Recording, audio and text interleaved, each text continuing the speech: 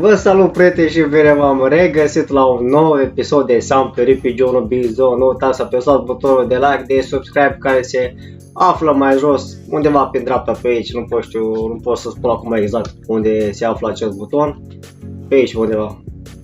La piesa și voi acolo frumos să ne facem 1000 de abonați acolo, să ne facem 1000 de euro, dragii mei telespectatori. Am văzut că vă plac foarte mult episoadele astea cu Sam și am zis haide mă să dăm drumul frumos la seria asta foarte frumoasă. Bun, și înainte de toate, dacă sunteți noi și vreți să vă faceți cont pe RPG 1, când vă treabă acolo la ID referal, nu uitați să băgați codul 567201, este ID referalul meu, dragii mei. Stați puțin că mă mănâncă palma dreaptă, să putea să dau bani sau să iau, să dau sau să iau, nu știu exact. Da. Skip. Bun, revină. Dragii mei, astăzi în acest episod vreau să fac un pic de bunker și să văd, dar totodată vreau să povestesc cum am picat testele în SFPD. Da, a doua oară în SFPD, doar că prima, și să vă spun acum cum a fost treaba, am picat la practic. Deci asta la practic a fost, ia uitați-vă și mașina mea aici. What the fuck, ce s-a întâmplat? Bun. Da, probabil un fel de bug. Să vă spun cum am aplicat testele în practic. Deci prima dată în SFPD, în San Fierro Police Departament, am aplicat testele pentru că am făcut 12 întrebări corecte din 15. Ceea ce automat este respins, vă dați seama că trebuie să faceți 15 întrebări. Băi, și să vă duc și în locul cum a fost toată treaba după ce fac această livrare de bunker. Să vă arăt așa cap-coadă, deci o să vă arăt cap-coadă cum s-a întâmplat tot testul. Deci tot testul a decurs foarte bine, am făcut 2,5 greșeli, mă refer la puncte, din 3. Deci am făcut practic, am făcut și teoretic 15 din 15 corecte. Bine, în ghilimele corecte, vă dați seama. Și toate bune și frumoase, am trecut frumos testul teoretic, ceea ce, băi, sincer să fiu, părerea mea, nici pe ruptul capului nu mă așteptam ca să trec testele astea, pentru că anul trecut, dacă stau bine să mă gândesc așa, am dat 7 teste, deci 7 teste, băieți, bine, nu 10, 5 și 2, adică 7. 7 teste în SFPD și când am făcut-o pe a 8-a, băi, mulțumesc dacă vede acum Dabrowski, băi frate, mersi că mi-ai acceptat de atâtea ore în SFPD anul trecut, deci a 7 ore am dat 7 teste. Nu-i vorba acum că n-am învățat, băi, dacă vede acum liderul, Dabrowski. Și salut pe această cale, cum am spus mai devreme, și mulțumesc foarte mult că m-a acceptat. Nu-i vorba că nu am învățat, dar am aplicat multe întrebări care au fost, părerea mea, au fost și cu capcană, vă dați seama că a fost și capcană, dar a fost un pic așa amestecat, de genul avea un altfel de înțeles. Bun, toate bune și frumoase, am făcut eu o poză la alea. Prima dată am picat undeva pe la 10-a întrebare, după aia la a doua, anul trecut, am avut, era un instructor undeva, nu mai știu ce nume avea băiatul, nu vreau să-i fac o reclamă proastă sau ceva de genul, vă dați seama. Doar că m-a corectat prost, adică la două întrebări din ele mi-a pus punct, în loc să-mi pună bifat cum ar fi, adică să fie 0 din 3 și mi-a dat 2 puncte din start. Ceea ce nu trebuia să facă chestia asta băiatul. Da, ură din partea lui, dar se pare că într-un final, peste o lună, anul trecut, a ieșit de facțiune, a luat și facțiune mare pentru corectare incorrectă, am aplicat din nou în SFPD, m-a acceptat iar, atunci am picat eu pe propria răspundere pentru că am picat undeva la 14-a întrebare. Și după aia, ce să zic, a 5-a oară tot la fel m-a corectat prost băiatul și ce să mai zic, restul au fost întrebări așa. Oricum știu că o dată am trecut la băiatul 2 facțiuni 1 pentru chestia asta, că a corectat foarte greșit. Bun, ne-a dat aici în San Fierro. Avem aici rent la o casă. Ia uitați-vă că avem și aici frumos. Avem ne-a schimbat puțin aici la 3D label aici, băieți, dacă căutați puțin la mijloc YouTube Marcel Gaming, lași și subscribe cu albastru și cu galbenul ăsta frumos. Da, bine, frumos are. Da, în fine, trecem peste. Haideți să vă povestesc cum a stat treaba acum în SFPD la ultimul test acum. Adică la al doilea pe acest an. Și o să mai fie, deci după ce o să deschidă băiatul aplicațiile în SFPD o să aplic din nou, pentru că știu că testul teoretic îl iau din prima, asta e clar. Bun, haideți că am ajuns aici. Ulterior mi-am luat o ciocolată și am mâncat un pic de ciocolată. Bun, trecem peste. Bun, deci să vă arăt acum în mare parte cum a fost el, mai exact. Am fost aici frumos, băiatul a venit cu Inferusul, mi-a dat invit aici. Pac, îmi pune câteva întrebări, ne plimbăm pe aici prin să fac vreo 2-3 ture de HQ. Am trecut testele. Deci testul teoretic l-am trecut cu brio. Eu zic că m-am descurcat foarte bine, băieți, deci fără să mă ajute cineva pe Discord sau gen ficiuci sau cum copiat în ghilimele. Deci ce am știut eu, la câte teste am dat eu în departament, vă garantez că acum le fac pe de rost. Că n-ai cum să... un test o să pice din atâtea câte sunt, din 10 sau 5, nu mai știu exact.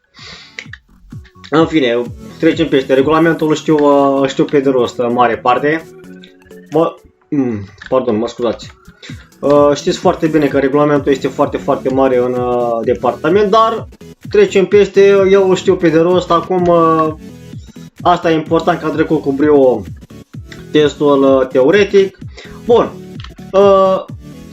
Ce s-a întâmplat după aia? După aia am luat frumos mașina de departament. Am venit pe partea cealaltă, adică pe aici, nu pe aici unde am venit eu, ca să pun radarul. Și ce am zis? Băi, ca să nu mai cer aprobare, știu că am prioritate la test. Am luat tot frumos pe aici și am venit aici cu mașina de departament. Bun. Toate bune și frumoase. Am întors frumos. Am zis, băi, am vrut să inițial am vrut să pun aici în Santa Maria Beach. Adică în Los Santos, și trebuia să cer aprobare de rang 4+. Bun. După aia ce am făcut? Am întors frumos. Hai să vedeți acum Gogo. Deci am făcut o boacănă, ceva de speriat. Deci râdeți de... Așa, am venit frumos în partea asta. Ce am zis? Băi, ce am zis eu? Băi, eu și mică frumos acolo. Dă să mă pun aici. Nu, stați puțin. Prima dată am stat frumos aici. Și am întrebat de 3 ori pe departament. Cum era, nu mai știu locația. Locația era Flint Intersection, bun. Și am dat așa, frumos. Este liberă zona Flint Intersection pentru radar. Și am pus frumos, ori. Bun, am așteptat frumos aici. Am dat frumos timere că să așteptă undeva la 10 secunde între ele. A doua oară, este liberă zona Flint Intersection pentru radar. SF. Am pus așa, stați puțin. SF. Așa am pus. Bun. După aia dau frumos a treia oară. Bun. N-a răspuns nimeni. Mă pun frumos cu spatele cu testerul. Așa, mă pun frumos aici, dau frumos, stai să vedeți. Stați așa, mânca vaci gura voastră, nu te duci. Dar stai, mâncați așa aici. Culcat, frână, atât. Mă pun exact așa, dau frumos start radar 160 și am dat start. Așa, am așteptat frumos. Vine unul cu viteză aici, avea 173 la oră, deci țin minte și eu că 173 la oră. Dau frumos stop radar. Așa. Poresc girofarele. Bine, acum s-a pornit suspecția hidraulică, dar mă rog. dau frumos, fiind, nu mai știu ce avea, 173 ceva de genul. Și am pornit după el. Dă-i viteză cu girofare după el, bine, mergea încet panorama asta de premier. Era premier din ăla, na, așa asta de departament, scam palete. La rank 1, dar la rank 2 poți să iei NRG-ul frumos, te duci pușcă după el. Bun, ce au făcut? Băiatul mi-a luat-o frumos pe aici. Eu mă uit după mapă, unde se duce? Opa, băiatul se duce în San Fierro. Dă-i după el, măcar v-aș gura voastră, goană.